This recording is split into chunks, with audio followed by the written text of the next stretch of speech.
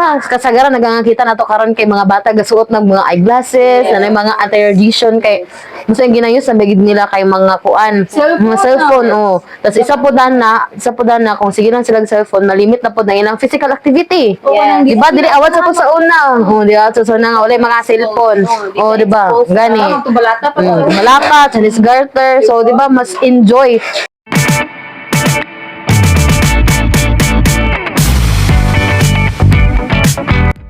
Welcome to the Early Ed TikTok, Where we empower teacher, parents, and their children to learn and grow in this digital age.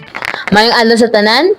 Hello and welcome to the Early Ed TikTok. I am your host, Chris, and today we're going to explore how we can help young learners to use technology safe and effective in and outside the classroom. Yes, sakto ka diha, Chris. For our very first episode, we'll talk about something most teachers and parents are familiar with.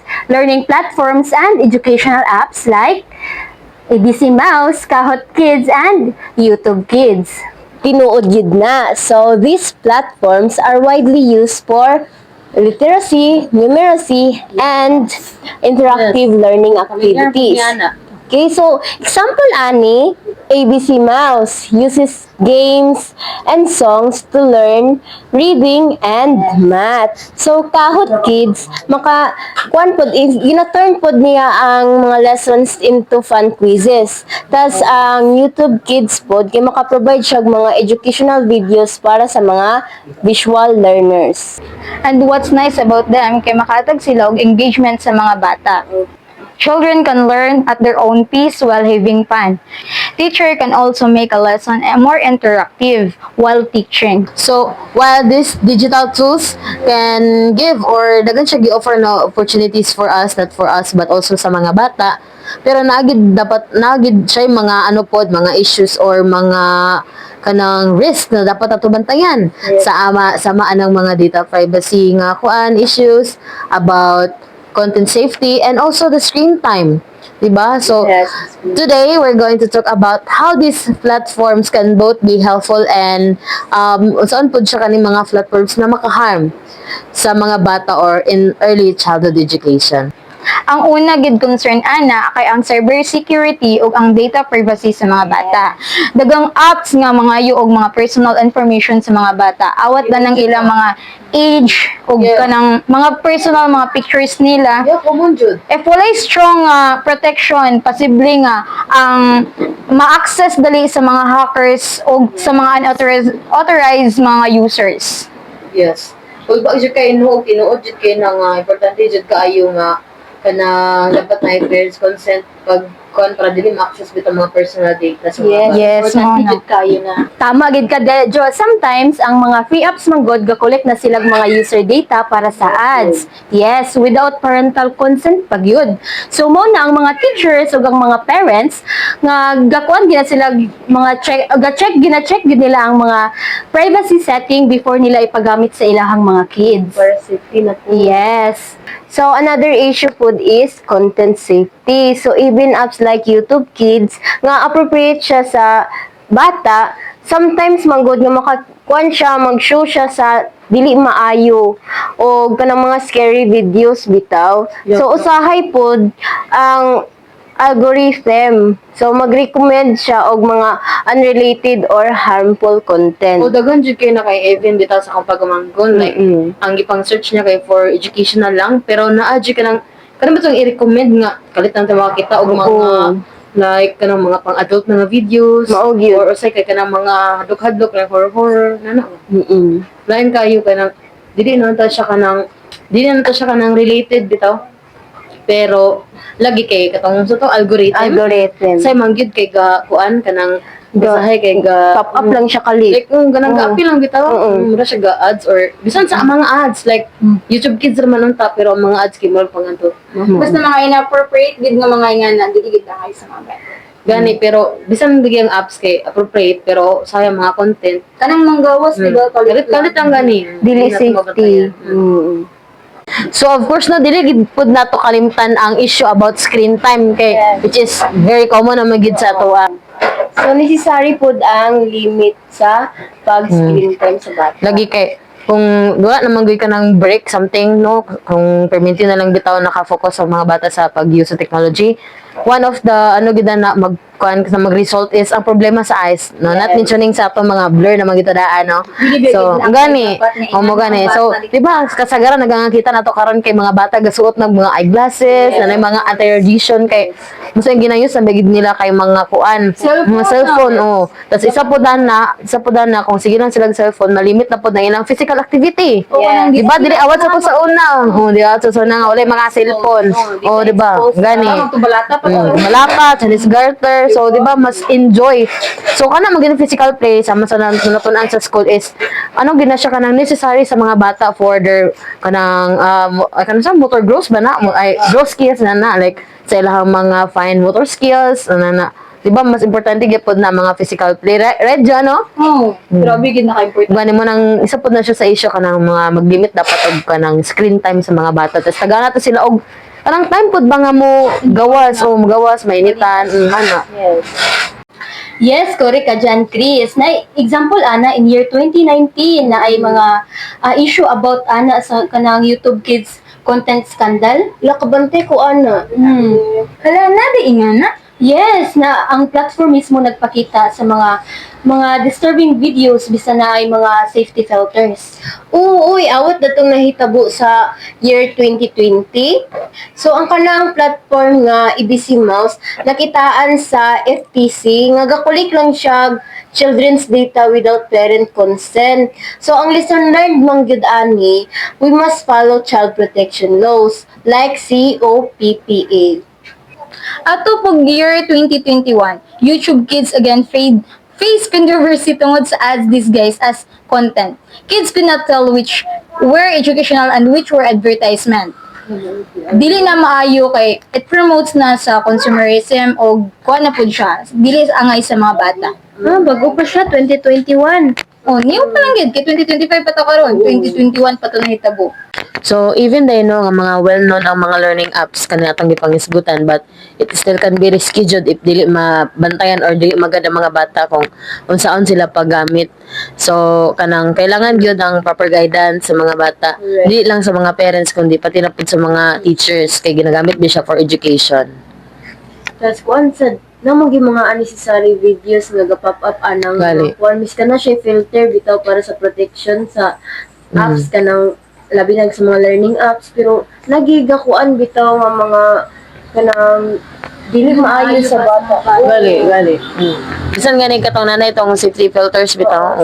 Sabi mga Nagid. ads gawas lang di ba? Mo gani na usa kay mga ads kay kalit na magtatak diya nga Enervon mga unsa pa diya nga dili na sila related ba. Let's talk about sa impact sa mga bata. No, first magid anak ay mga bata. Kung sobra naman gid ang kanabitang screen time, kung magina siya cause na siya og eye strain abotong mag-blur ang mga sa mga vision sa mga gali o dagan kay karon nga kanang gasuot na mga antipara and pag sobra naman ang screen time no mafatig ang bata then kanang na sila kanang emotional overstimulation. Then, sa sobra na po na screen time, mawala na magandang focus sa mga bata. Second, ang role sa teacher. So, as a future teacher or ang mga teacher, dapat kita magid mo pili sa kanang apps nga appropriate sa bata, sa ilang edad. So, dapat, dili po ta magdepende sa technology. Dapat po nga ato sa sila expose sa mga physical activities like hands-on activities tapos ma-enjoy sila sa outside nga mga dula bitaw Like, karon nang gid kay murag mo ang technology na balik, wala na kay tagakita nga mga bata nga dula sa Dili sa awat sa gawas. mura sila na sila tanan sa balay. dili na ang balata, dili na ang patintero. Gani na nga wala Learn kayo sa una sa panahon pa nato. Mas enjoy. Mura man sa dili adik cellphone. Ito ba? Pero wala ra gid sa una. Lahi ra gid sa Kung wala pa din mga cellphone, ya ang dula pa sa nagyato pang Natapir mi sa gawas. Bunalan mga pa sa balay. teacher sa una po, dili ka to makita sila ga use sila technology pag tudlo. Baka Karon kay naman yun. Kailangan lagi Yes. So, ang sunod po kay ang trust sa parents. Kaya importante Yes. ba ang pag-trust po sa parents sa teachers. Pero kung mawala ang trust sa sa parents, sa teachers, wala gyapon kay useless kay tungod sa mga unsafe na nga mga nahitabo sa online, muna dili na gid kailangan nga sa teachers lang sad sila magkuan. Waning kailangan ang kuano kanang parents consent. Kabantay ka tong pag-enter nato na dili ta pwede mag-post sa mga picture sa bata. Ay, oo, kailangan di pag pwede permission. Dapat manangit pa ta sa ginikanan, no? Kaya kung inana man kayo na siya nga role. Kailangan gid na transparency. Mugani kay mawala mo gud ang kanang collaboration sa mga parents ug sa teachers kung kay mawala na ang ng trust. Importante pud guys siya. How can we protect children while using this digital tools? Yes, nice gid kay na siya nga question, Chris. So, first, pinakauna gid ana is ang schools ug ang teachers need jud na sila mo choose og mga verified and secure apps nga compliance sa COPPA or mga similar good nga mga law. And then always pud mo ask og mga parents or parental consent aron magamit siya in class. Grabe kay importante ang kanang parents sa kanang consent. Parental consent. Oo, Yes. dapat po na i-view or I-test i-test ang kuan app kay kuan man good dapat man gyud ang teacher man gyud dapat may mo siyang co-view or guide sa mga bata while using sa app kay dapat makita gyud ito sa teacher nga kuan ba siya appropriate ba siya sa bata or educational ba ang content ato that ito nga app. Gani mo nag-importante gid kay nga kanang i-review bitaw or i-test sa aya sa ipa kanang ipagamit sa mga bata kay what if di ay kato siya kay kapag-collect ra bitaw og kanang kuan information. Di ba sa kabantayan? Gani. Kasi unyag na yung mga kanang malaswa nga mga video dito mag-pop up Gani na. kalit ra ba? Kalit ra. Ang trust sa mga parents dayon wa na Di yan nagsugod ang kawala. sa teachers. Oo. Kuan pod ang pag-use sa parental controls and safe search filters. Kaya ang parents, pwede po sila mag-limit sa screen time using the timers manggod. Then ang school pod, pwede po sila kanang ilang data bitaw dapat maprotektado gid. Mo gamit sila privacy settings para sa mga information sa mga bata. Manang so kailangan gid siguro ang kanang teachers training no kay Kanang bitaw ilang mga seminars, kailangan gid yung attendan. Alright, now let's share what are the best practices no na pwede nato i-suggest or ihatag na tips para pod safe and balanced pod ang digital learning sa mga bata. So first, Ana, always allow digital breaks. Yes. After screen time, pwede po na nimo sila ipadula outside or mag storytelling baka mo or do some creative nga mga activities. Kay makatabang jud ni sa kanang growth sa bata. It's very important gid kayo ni siya. Second, so dapat tudluan ang mga bata sa mga simple digital safety rules like don't click links if you don't know. Tapos katong sa to siya kanang tell an adult if something looks strange. Kanang even mga preschoolers man gud tuon man gid na sila mga basic online responsibility kabalo naganig tuslok sa mga kuan ng mga bata ron no. YouTube. Lupidan pa to mga Kanang biktima galit sa mga link matuplok mga bata. So, kailangan jud na to na mga tips. Ang kuan pod ana kay ang pag-review sa apps regularly. Kinay chance biya nga mag-update ang apps ngayon yung ginayus. Munang kailangan gyud kanang updated gini mo permi ang apps nga ginayus ninyo sa online sa inyong mga anak or sa mga teachers baka nga ga-use ana nga apps. Gani, importante mag-keep na updated kay para updated pod ang kanang security filters or kanang mga secure pod ang information sa mga bata. Kay para mas stay alert lang gid sila ba. Para kung may mga unnecessary nga mga itabo. Gani basin niya pag-update ba na parang murad na bitaw kuha na siya dili na siya safety nga app kung gamitin ba. So, nice tips everyone no. Napakita lang gid so kanang mga best tips or mga practices napakita lang gid sila kung how technology can be both helpful and harmful sa mga bata. So with proper guidance po, muna po nakatsadap kung ang mga learning app with the proper guidance pagyud na maka-enhance gina sila sa learning sa mga bata. Basta kanang guided o kanang safety ang ilang paggamit o napoy sila kanang unsa bitaw kanang ga-guide sa ilang kung unsaon pag-use dili lang ihatag diretso ang cellphone sa bata na Pero to kabalo kung unsa na bitaw ilahang gipang tuslukan, ipang tanaw. Tutuklukon. Gani. So to sum up, educational apps and learning platforms can be powerful tools if magamit lang nato siya wisely and responsibly. Teachers and parents need to work hand in hand gyud para gyud ma-guide ug ayo ang mga bata sa ilang safe ug positive online experiences. Yes. Hindi na po din mga parents ang Oo. maghandog patigid po ang mga teachers. Okay. Kung ginayos naman karon gina-integrate naman gud ang kanang sana technology sa kanang education. Education. Integrated na sa technology ang ay isang classroom nila na yung mga TV. TV na takabalo nga pag open dadto na. So dapat gyud nagid sila gyud dito. So, with awareness lang siya o teamworks na ginabuhat sa tanan, makamit magiging kag digital learning spaces na safe para sa mga young minds. Sa ato man gid nakasalalay kung kita mahimong teachers gyud. But kung kita mahimong parents, oo. So dapat aware po ta na.